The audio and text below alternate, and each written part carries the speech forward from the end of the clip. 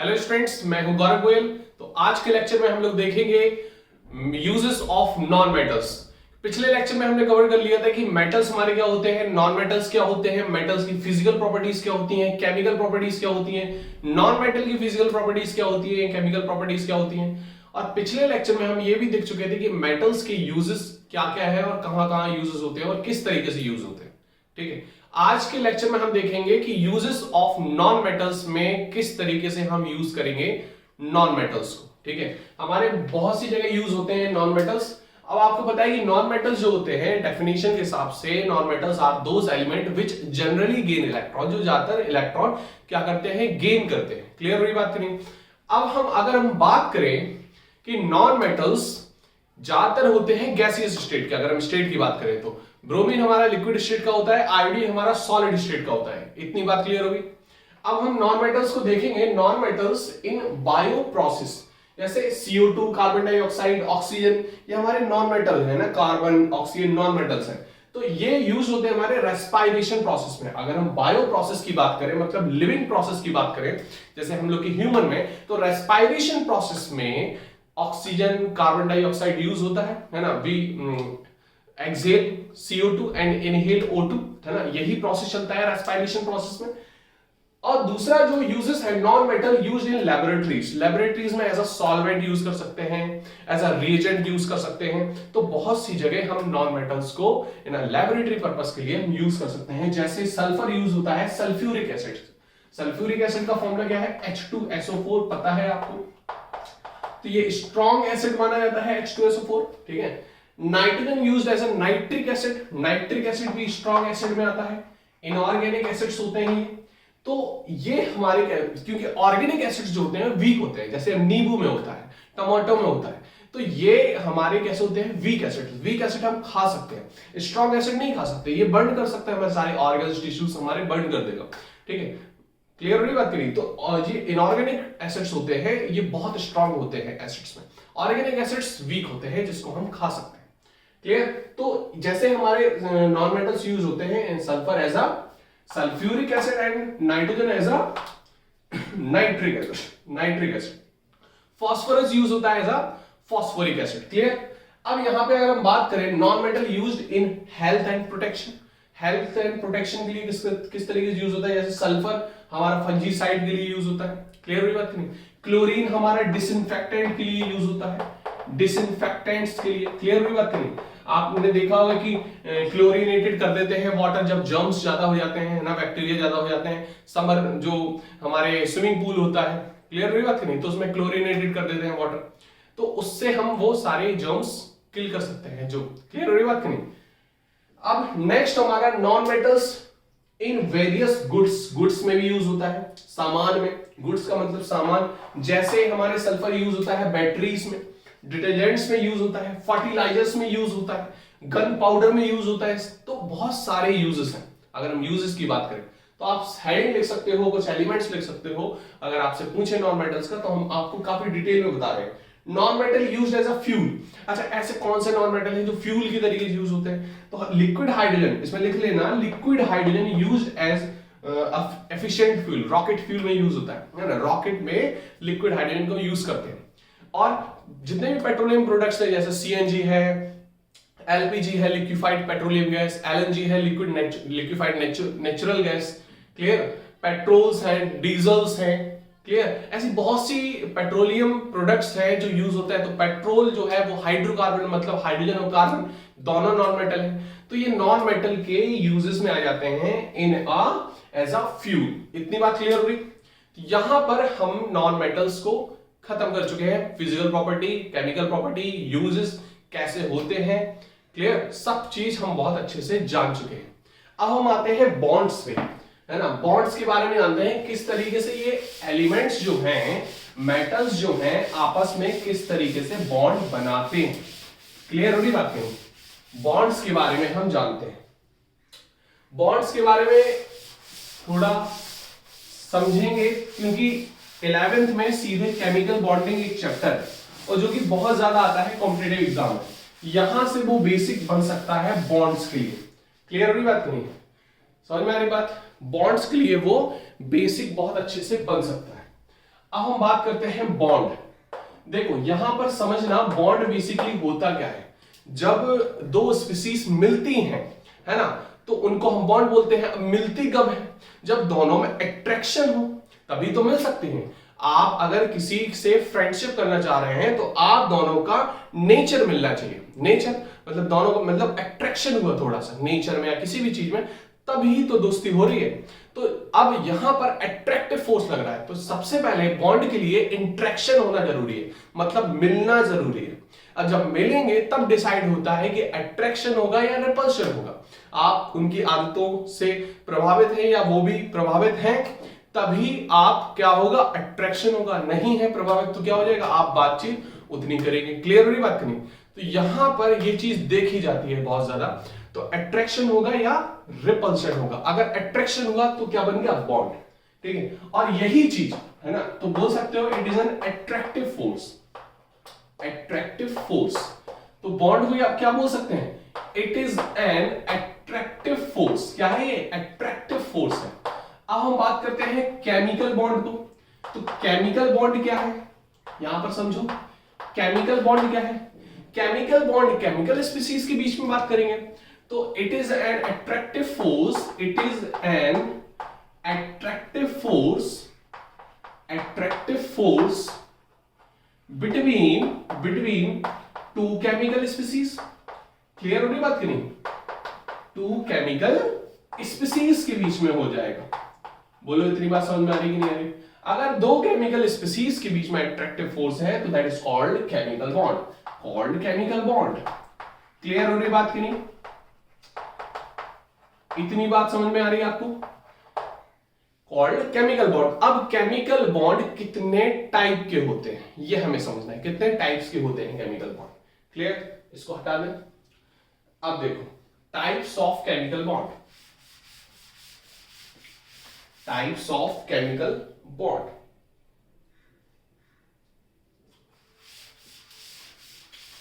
देखो हमने एलिमेंट्स देखो जितने टाइप्स के होते हैं, फिर अगर वैरायटीज आ गई एलिमेंट्स में, मेटल्स हो गए, नॉन मेटल्स हो गए, तो फिर हमारे टाइप्स ऑफ बॉन्ड में आ जाते हैं।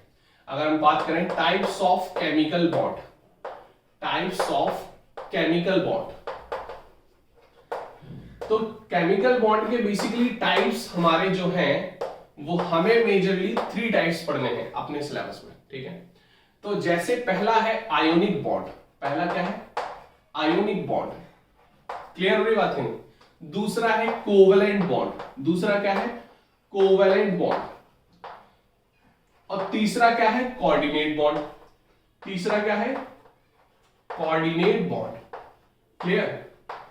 एक होता है मेटेलिक बॉन्ड, तो वो मेटल मेटल के बीच में हो रहा है। यहां पर एटम और एटम के बीच का बॉन्ड है। ठीक है, types of chemical bond in atoms. Clear?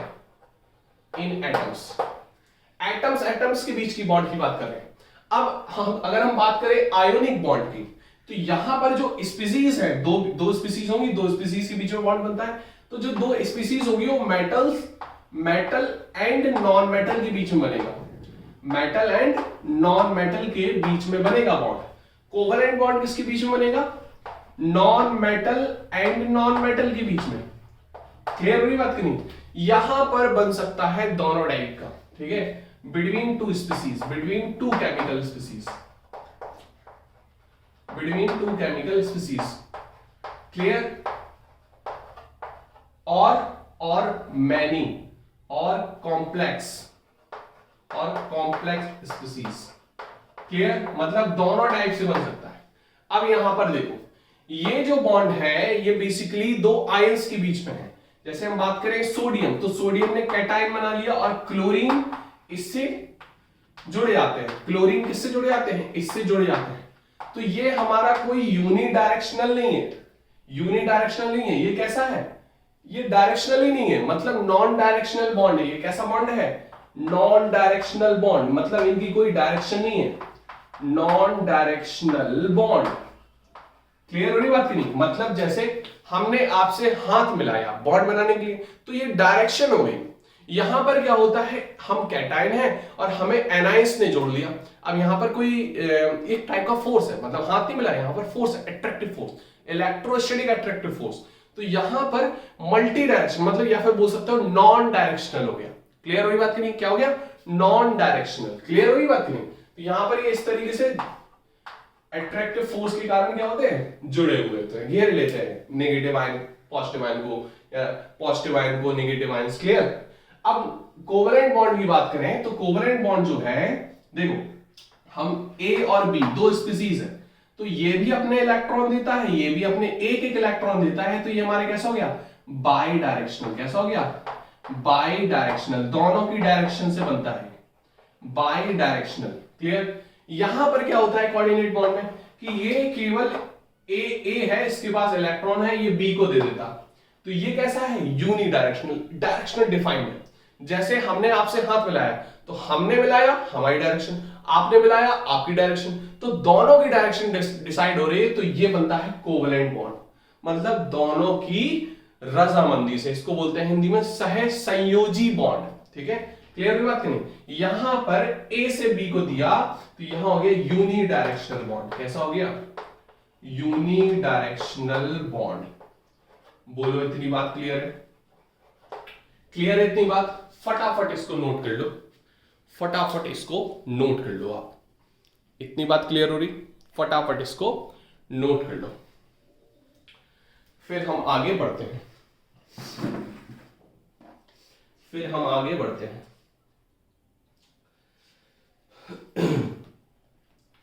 Clear हुई बात? थोड़ा हम और डीप में जाते हैं, थोड़ा और समझते हैं।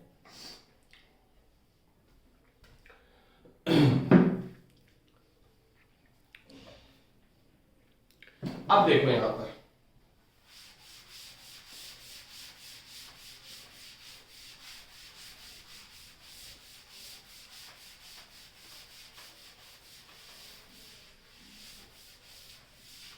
अब हम पहले पढ़ते हैं आयोनिक बॉन्ड। कौन सा bond? Ionic bond. Ionic bond देखो समझ में आ रहा हो, ये आयंस से बनता है, formed between two ions, formed between two ions, two ions. Ions कौन कौन से? दो टाइप के आयंस होते हैं, कैटायन और एन आयन। कैटायन कैसा होता है? पॉजिटिव, और एनायन कैसा होता है? नेगेटिव। क्लियर?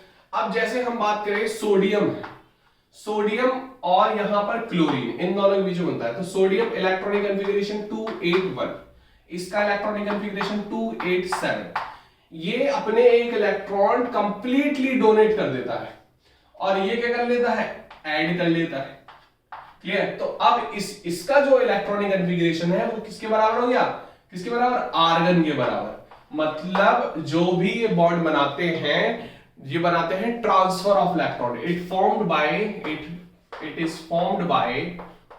बाय, लिख लेना दूसरा point, it is formed by transfer of electrons.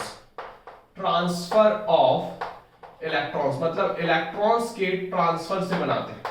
It is formed by transfer of electrons, तो ये कंप्लीटली ट्रांसफर हो जाता है। तो यहां पर ये बनाता है नियॉन वाला कॉन्फ़िगरेशन 2,8, जो नियॉन का होता है, ये बनाता है आर्गन का 2,8,8। तो जो भी हमारे एलिमेंट्स होते हैं, अगर बॉन्ड बना रहे हैं, तो ये जाते हैं, सोचते हैं अपना जो आउटर मोस्ट शेल है उसको कंप्लीटली फिल्ड कर लें किसी भी तरीके से, चाहे वो ट्रांसफर करके, गेन करके, ठीक है, एक्सेप्ट करके, या फिर शेयरिंग करके। ठीक है? तो किसी भी तरीके से इनको क्या करना है? अपना ऑक्टेट कंप्लीट करना है, अपने आउटर मोस्ट शेल की ऑर्बिटल्स को कंप्लीटली फिल्ड करना है। और कंप्लीटली फिल्ड किसकी होती है? नोबल गैस की। तो ये कहीं ना कहीं चाहते हैं एलिमेंट्स बॉन्ड बनाकर नोबल गैस के इलेक्ट्रॉनिक कॉन्फ़िगरेशन को एक्वायर कर ले। क्लियर हुई बात करें? नोबल गैस के इलेक्ट्रॉनिक कॉन्फ़िगरेशन क्या कर ले? एक्वायर कर ले, गेन कर ले। क्लियर? तो इसीलिए ये बॉन्ड बनाते हैं। तो एटम्स हमारे स्टेबिलिटी की ओर बॉन्ड बनाते हैं। एटम्स हमारे स्टेबल नहीं होते, लेकिन मॉलिक्यूल्स स्टेबल हो जाते हैं, क्योंकि बॉन्ड बना लेते हैं, तो दो एटम जुड़ गए तो उसको बोल देते हैं मॉलिक्यूल। तो मॉलिक्यूल्स इसीलिए एटम बनाते हैं, because atoms are not stable. It tries to stable by forming various type of bond. Clear हो रही बात कि नहीं? तो इसीलिए एटम्स क्या करते हैं? बॉन्ड बनाते हैं। तो कोई पूछ सकता है इस एटम बॉन्ड बनाते क्यों है? Because it try to acquire the electronic configuration of noble gases by forming a bond. Clear हो रही बात करनी? तो ये सारी चीज जो हम लिख नहीं रहे हैं, जो हम बोल रहे हैं, वो आपको नोट भी करनी है। क्लियर? तो यहां पर इसीलिए जो आयनिक बॉन्ड बनता है, पहली बात, it is formed by the transfer of electrons, it form between two ions, it form between two ions. और तीसरी चीज हमने आपको बता दी, it form between metals and non metals, it is formed between metal cation and non-metal anion। Clear? Metal cation और non metal anions के बीच में बनती है। इतनी बात समझ में आ गई आपको? तो ये नोट कर सकते हो, इसको फटाफट नोट करो, फिर हम आगे बढ़े। क्लियर हो रही बात करी? क्लियर हो रही बात? अब हम आपको एक फिगर बना के और दिखा देते हैं। इसको अगर इसमें फिगर बनाना है तो फिगर भी बना सकते हो। जैसे पहली शेल में 2 इलेक्ट्रॉन, ठीक है, 2 इलेक्ट्रॉन। दूसरी शेल में हमारे कितने? 8 इलेक्ट्रॉन, 1 2 3 4 5 6 7 8। और तीसरी शेल में कितने? 1 इलेक्ट्रॉन। ये क्या करता है? सॉरी, ट्रांसफर करता है। क्या करता है? ये ट्रांसफर करता है। तो पहली शेल में 2 इलेक्ट्रॉन है क्लोरीन के, दूसरी शेल में 8 2 3 4 5 6 7 8। और तीसरी शेल में कितने थे? 7, 1 2 3 4 5 6 7। अब ये 1 इलेक्ट्रॉन यहां आ रहा है, ये इसको दे देगा। क्लियर? तो इसके हो जाएंगे 2,8,8 आर्गन के बराबर। इसके कितने हो जाएंगे? 2,8। एक ये दे देगा, ये नियॉन के बराबर हो गया। तो यहां पर इसीलिए ये स्टेबल फॉर्म कर लेते हैं। अब ये अगर बॉन्ड बन गया, अब ये बॉन्ड अगर बन गया तो इसमें ऐसा नहीं बनता है, ये वाला बॉन्ड बनता है दोनों के इलेक्ट्रॉन से। तो यहां पर बनता है ये कैटायन, ये एनायन, इनके बीच में एक कोई फोर्स होता है। कैसा फोर्स होता है? That is called electrostatic force, that is called electrostatic force. Clear? Electrostatic force. Clear? तो इसको नोट्स कर सकते हो, that is called ionic bond. Note कर लो फटाफट, फिर हम आगे बढ़ते हैं। क्लियर हो रही बात कि नहीं? अब ऐसे हम किसी भी तरीके से बना सकते हैं। ये तो हमने सबसे सिंपल एग्जांपल बताया। अगर हम बात करें पोटेशियम KCl की, पोटेशियम की, मैग्नीशियम क्लोराइड की, तो यहां पर कई टाइप की जो बॉन्ड बनेंगे मेटल नॉन मेटल के बीच में, वो सब यही बनेंगे। हम बात कर ले पोटेशियम क्लोराइड की, तो पोटेशियम क्लोराइड कितना होता है? 2,8,8,1 19 होता है। इसका कितना होता है? 2,8,7। तो ये अपना 1 इलेक्ट्रॉन इसको डोनेट करेगा, तो क्या हो जाएगा? 2,8,8। ये 2,8,8 किसका होता है? आर्गन। ये भी आर्गन हो जाएगा, ये भी आर्गन, मतलब दोनों एक आर्गन के इलेक्ट्रॉनिक कॉन्फ़िगरेशन को एक्वायर कर लेंगे। क्लियर? यहाँ इसकी बहुत ज्यादा स्टेबिलिटी होती है। अब अगर हम बात करें मैग्नीशियम क्लोराइड की, तो मैग्नीशियम क्लोराइड बनता है MgCl2। तो मैग्नीशियम का जो है इलेक्ट्रॉनिक कॉन्फ़िगरेशन वो 2,8,2 है, 12 होता है एटॉमिक नंबर। क्लोरीन का हमारा कितना होता है? 2 क्लोरीन है, तो कितना होता है? 2,8,7 और 2,8,7। यहां पर 2 इलेक्ट्रॉन है, ये स्टेबल तो नहीं है। 8 इलेक्ट्रॉन तो इसको कोई दे नहीं देगा, सॉरी 6 इलेक्ट्रॉन तो दे नहीं देगा कोई, तो इसके ये दोनों इलेक्ट्रॉन लूज कर देता है। तो 1 इलेक्ट्रॉन ये इसको दे देता है और 1 इलेक्ट्रॉन ये इसको दे देता है। तो ये हमारा आर्गन बन जाता है, ये हमारा आर्गन वाला इलेक्ट्रॉनिक कॉन्फ़िगरेशन कर लेता है, ये हमारा कर लेता है नियॉन वाला। तो इसलिए 2 इलेक्ट्रॉन लूज करता है तो Mg2+ बनाता है, और ये बन जाता है 1 नेगेटिव और 1 नेगेटिव। तो 2 प्लस है तो 2 नेगेटिव चाहिए, तो इसीलिए यहां पर MgCl2 बनता है। क्लियर हो रही बात की नहीं? तो फटाफट इसको नोट कर लो। क्लियर? समझ में आ रही होगी सारी चीजें, कोई दिक्कत तो नहीं हो रही होगी। अब हम बात करते हैं इसके और भी चीजों के बारे में। बात करते हैं इनकी आयनिक कंपाउंड्स जो हमारे बनते हैं, आयनिक बॉन्ड बनते हैं, तो आयनिक कंपाउंड्स बनेंगे। क्लियर? तो properties of ionic compound, properties of ionic compound, ionic compound की हम प्रॉपर्टीज देखेंगे। प्रॉपर्टीज ऑफ आयनिक कंपाउंड दिख रहा होगा सब, कोई दिक्कत तो नहीं होगी। प्रॉपर्टीज ऑफ आयनिक कंपाउंड, तो प्रॉपर्टीज में हम देखेंगे पहला हमारा फिजिकल स्टेट। पहला क्या देखेंगे? Physical state. मतलब इनकी फिजिकल स्टेट कैसी होती है, सॉलिड होते हैं, लिक्विड होते हैं, गैसियस होते हैं। तो ये आयनिक सॉलिड जितने होते हैं, ionic solids, ionic compounds are mostly solids. Mostly solids कैसे बनाते हैं, ये सॉलिड फॉर्म करते हैं। क्लियर, एक सॉलिड स्टेट में होते हैं at room temperature, at room temperature. Clear, room temperature पे कैसे होते हैं, सॉलिड्स होते हैं। अब सेकंड प्रॉपर्टी की बात करते हैं, हार्डनेस। हार्डनेस की बात करते हैं, ठीक है। तो अगर हम इसकी बात करें तो अब सॉलिड है तो हार्ड होंगे, इट इज हार्ड। क्लियर, और रिजिड, रिजिड बोल सकते हो। क्लियर, ठोस होते हैं ये। क्लियर मेरी बात करें, लिख सकते हो। नेक्स्ट प्रॉपर्टी की बात करते हैं, सॉल्युबिलिटी। सॉल्युबिलिटी मतलब ये सॉल्युबल होते हैं कि नहीं, it is soluble in water, it is soluble in water, soluble in water, पानी में ये सॉल्युबल हो जाता है, ठीक है। एंड डिकम्पोज इनटू आयंस, और आयंस में डिकम्पोज हो जाते हैं, 2D आते हैं। जैसे NaCl है तो Na+Cl नेगेटिव में 2D आता है, इसको फटाफट नोट कर लो। क्लियर, समझ में आ गई बात कि नहीं। नेक्स्ट हम देखते हैं इनकी कंडक्टिविटी, मतलब ये कंडक्टर होते हैं कि नहीं, कंडक्टिविटी। अब देखो कंडक्टिविटी किस पे डिपेंड करती है, मतलब चार्ज के फ्लो पे। तो अब अगर ये सॉलिड स्टेट में है तो चार्ज नहीं है, बंधे हुए हैं। लेकिन अगर ये पिघली हुई अवस्था है, मतलब मॉल्टन स्टेट में, तो ये हमारे कंडक्टर होते हैं। तो in solid state it is not conductor, it is not conductor. Clear, but in molten state, but in पिघली हुई अवस्था, but in molten state it behave as a conductor, it is conductor, it is conductor. Clear हुई बात कि नहीं, तब conductor होते हैं। इतनी बात समझ में आ रही है आपको कि नहीं आ रही है। तो फिजिकल स्टेट हमारी होगी, हार्डनेस हो गई, सॉल्युबिलिटी हो गई और कंडक्टिविटी हो गई। बोलो इतनी बात क्लियर है, इतनी बात क्लियर है। तो ये हमारी थी मेनली कुछ प्रॉपर्टीज जो हमें फिजिकल प्रॉपर्टीज की बेसिस पे पढ़नी थी। इसको फटाफट नोट कर लो, इसको फटाफट नोट कर लो, फिर हम आगे बढ़ते हैं।